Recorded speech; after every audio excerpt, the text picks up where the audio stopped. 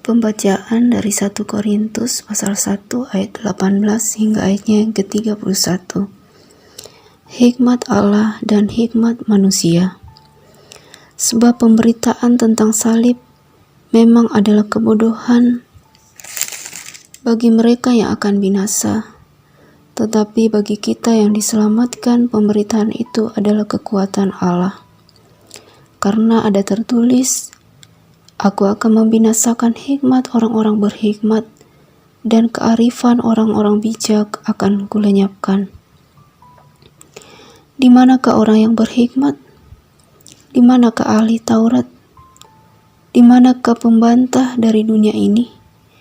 Bukankah Allah telah membuat hikmat dunia ini menjadi kebodohan? Oleh karena dunia, dalam hikmat Allah, tidak mengenal Allah oleh hikmatnya, maka Allah berkenan menyelamatkan mereka yang percaya oleh kebodohan pemberitaan Injil.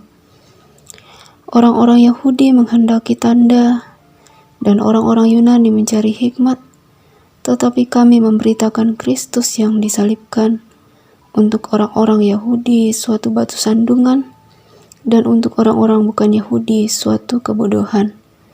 Tetapi untuk mereka yang dipanggil, baik orang Yahudi maupun orang bukan Yahudi, Kristus adalah kekuatan Allah dan hikmat Allah.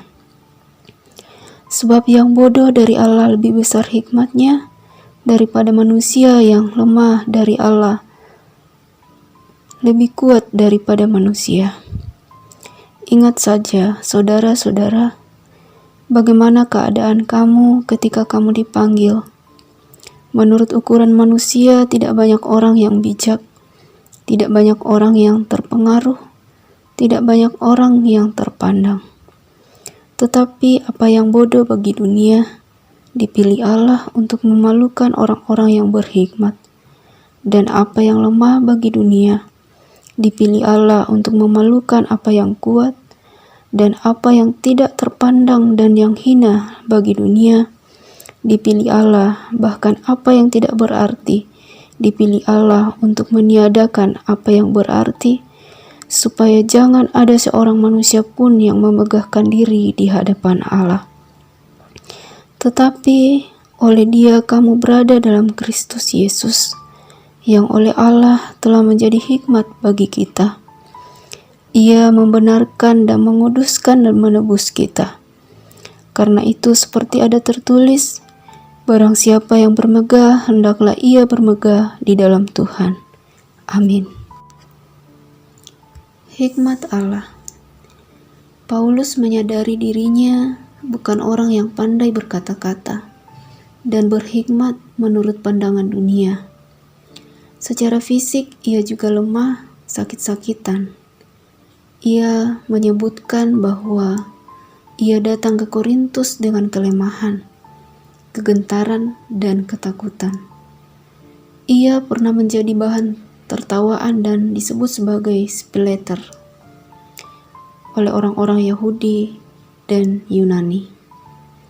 Penyebabnya karena orang Yahudi selalu menuntut bukti, sedangkan orang Yunani menjunjung tinggi ilmu pengetahuan dan filsafat. Paulus dianggap tidak mengetahui atau menguasai hal tersebut. Namun Paulus berhasil mengacaukan pemahaman yang kuat dari orang-orang yang berhikmat itu. Ketika Paulus meninggalkan Korintus, jemaat itu mulai berkontaminasi oleh pemahaman yang serupa. Paulus menyebutnya hikmat duniawi. Hikmat duniawi itu menggugulkan orang-orang yang berpengetahuan, berpengaruh, dan keturunan bangsawan. Sepertinya sebagian jemaat di Korintus sudah mulai tergoda mengejar hal itu agar bisa diterima dunia dan orang lain.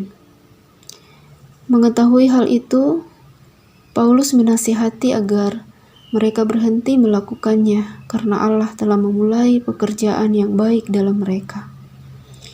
Allah merendahkan orang yang kuat dan menyingkapkan kebodohan orang yang angkuh di hadapannya. Kita juga bisa terjebak mengikuti dan mengejar hikmat yang sama, mengejar pengetahuan, pengaruh, dan gelar-gelar kehormatan demi memuaskan hasrat keangkuhan kita. Kita mengejarnya agar dunia dan orang lain menerima kita. Namun, kita harus sadar bahwa bagi Allah yang berlaku justru sebaliknya. Yang dianggap bodoh dan lemah dari Allah, lebih kuat dan berhikmat dari semua orang yang terpandai dan terkuat di dunia. Terpujilah nama Tuhan. Amin.